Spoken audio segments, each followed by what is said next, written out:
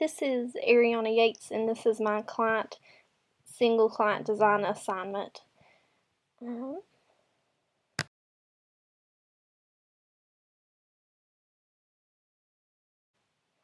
So my demographics are for Tommy. He's a 15-year-old male. His race is white. He lives in Northeast Tennessee, Sullivan County. His mental health diagnoses are depression, anxiety, and PTSD due to experienced physical, mental, and sexual abuse with his past family situation. Tommy is currently in a foster home through Sullivan County DCS. He does not have any substance abuse. He is healthy, uses glasses. His current religion is Baptist.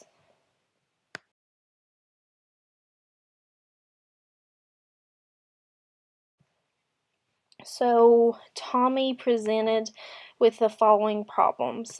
Tommy is struggling with his grades and desires to attend college in the future. Tommy will need to improve his weekly quiz grades.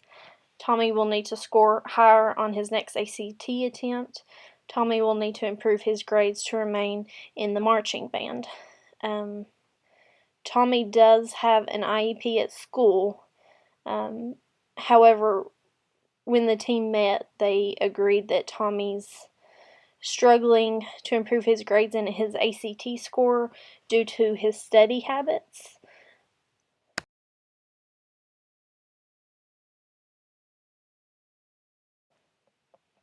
So, the name of the measure that we're using is a BOS. The measure defines the behaviors, and it's labeled as a behavioral observation scale.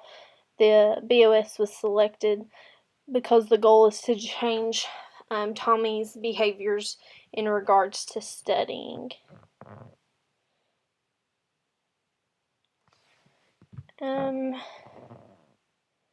Let's see.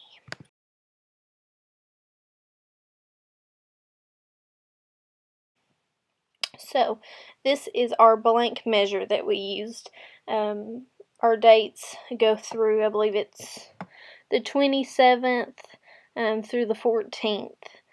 And what we measured is the times that Tommy completed his studying requirements both at school and at home. The measure is a BOS that collects how many hours Tommy attended the ACT class offered at his school every Monday from 3 to 5, and how many hours Tommy studied at home Tuesday through Friday, 3 to 5. The notes will include an ACT score and practice scores during the study, as well as weekly math scores from quizzes that Tommy completes every Friday at school.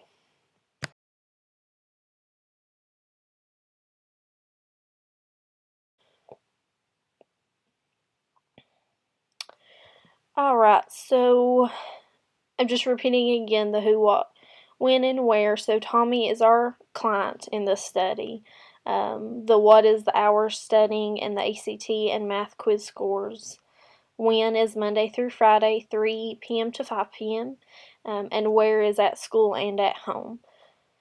There are triangulation is used because I collected data from multiple different sources, including Tommy's grades from the standardized scale provided by the school, which is located online through a login provided to me by his foster mom. Tommy is also using a daily log to report his hours spent studying at the ACT prep course as well as at home.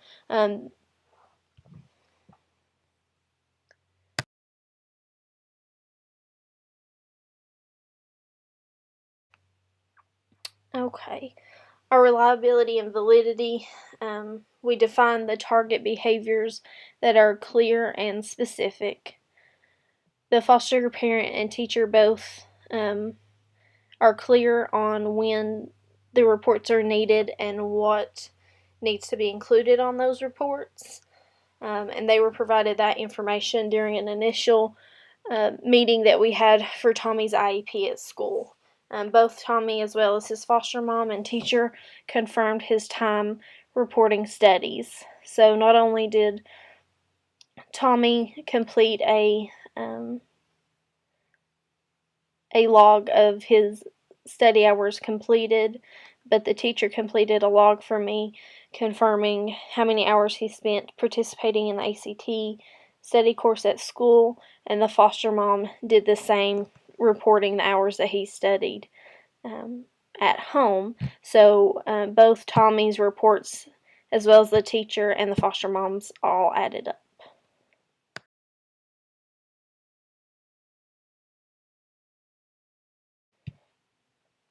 So, how our measure is scored. Our range on the ACT is a 1 through 26. Our score on the math quizzes are a 0 to a 100.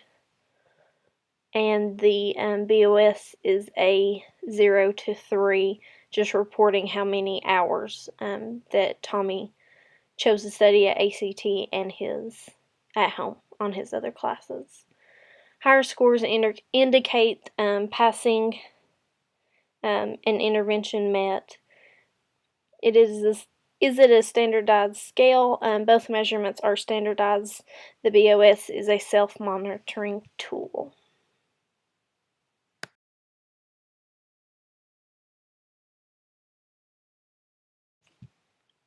Alright, so this is just kind of a short review of the client and what brought him to start the study. The client presented with poor grades in his math class. The client has a strong desire to attend college in the coming year. However, the client currently has a low ACT score. The client's overall grades and ACT score will need to be improved to reach his goal of attending college. The client has a strong support system through his foster parent and teachers at school. She strongly supports his goal of attending college and has proven that she's willing to help him reach that goal in any way she can. The client appears motivated to make changes to achieve his goal, as evidenced by his participation in therapy as well as after-school classes. I will say another reason it's evidence that he is willing to make changes is that he's been very active in the study and willing to participate in setting up his own goals and objectives.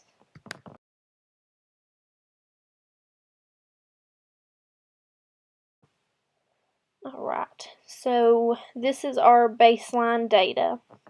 So during Tommy's baseline data, he studied for a total of 4.5 hours Tuesday through Friday and 5.5 the second week. The result was that Tommy received a 68 on the first math quiz during the baseline and a 72 on the second week. Tommy's initial ACT score that we're starting the baseline with is a 10.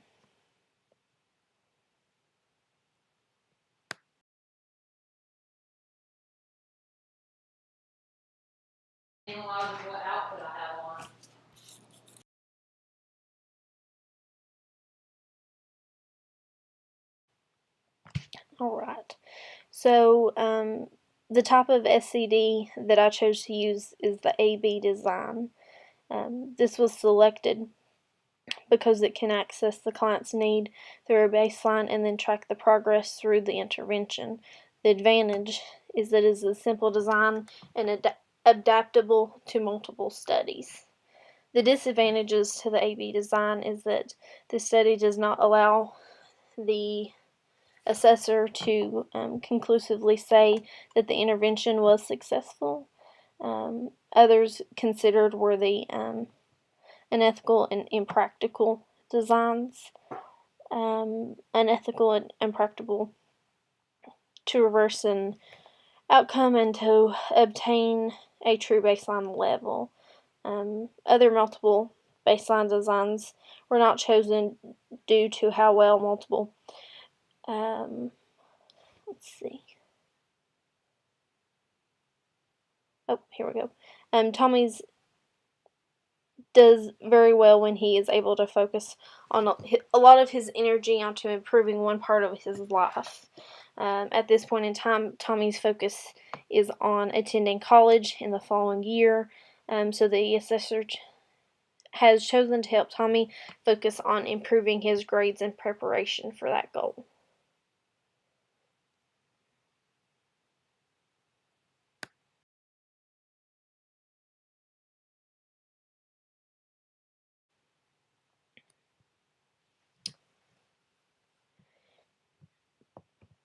So, the intervention is that Tommy will attend and participate in the ACT prep course that his school offers every Monday from 3 p.m. to 5 p.m. and that Tommy will study at home on his other subjects every Tuesday through Friday from 3 p.m. to 5 p.m. The rationale for the interventions is found through an article. The title is The Role and Emotions, Motivation, and Learning Behaviors. And I chose this article because Tommy is very capable of improving his behaviors, but he needs to see progress, and that's what motivates him to complete a goal he sets for himself. So Tommy agreed to these interventions, and every suggested the ACT prep course provided to him by the school himself as a goal. By including the client in these decisions, he stayed focused on his goals because he set the goals for himself. The above article discusses the success of positive effects on students when they are motivated to achieve positive results. This relates to Tommy's intervention because Tommy was included in selecting his goal, objective, and interventions to achieve his overall goal.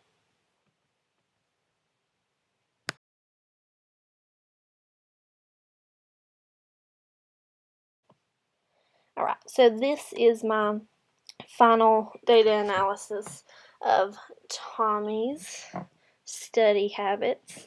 The dotted line represents the goal line at 2 hours Monday through Friday. The red line represents the Mondays that Tommy attended the ACT class, and the green dots represent the time Tuesday through Friday that Tommy studies at home. The vertical line shows the start of the intervention after the first 2 weeks of the baseline. So during the baseline, Tommy's quiz scores were 68 and 72.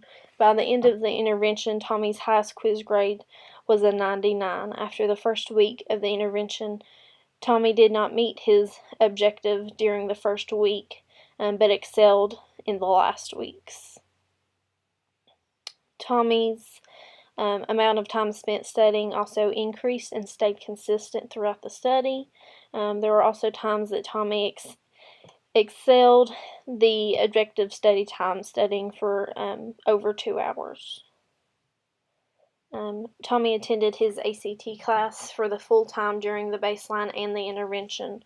Tommy started with an ACT score of 10.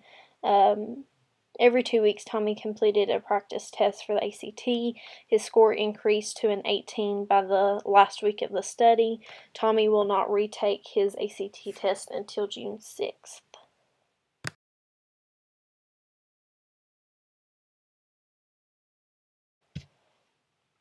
So, our data analysis. After reviewing the graph data, Tommy is having a positive trend in behaviors over time. There are a few data points that show variation, especially during the baseline data collection. This helps the assessor know that an intervention is needed. As the study continued, the trend started to show improvements around week 4. Even though there are still some noticeable variations, the overall trend leans towards a positive trend. A lagged effect was noted during the first intervention week. Tommy made improvements in the first 2 weeks of the intervention, but excelled by week 4. This would suggest the immediacy of the challenge could be due to an outside effect rather than the intervention. An important note to be made is that Tommy was never forced to study or attend class. Tommy was given a choice to follow through or not. While Tommy's overall numbers did decrease, it would be smart for the assessor to reevaluate the intervention with Tommy to ensure a different intervention does not need to be explored. In order to test validity and reliability of this study, the assessor used face validity. Due to the way this data was collected, it is clear what behaviors are occurring as reported by the teacher and the foster mother. The grades received are clear and reviewed from the school grades website. This may be the weakest form of validity evidence, however, it works well for this short-term study.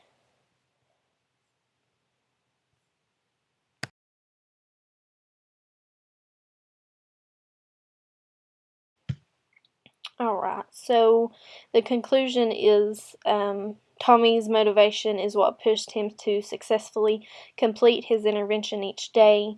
Tommy being able to observe his grades in math improving each week motivated him to increase his study time and continue to work hard. Tommy was able to take a practice test in the prep course every 2 weeks. Tommy was also able to see his grades improve on these practice tests, as well as 2 of the measures were standardized.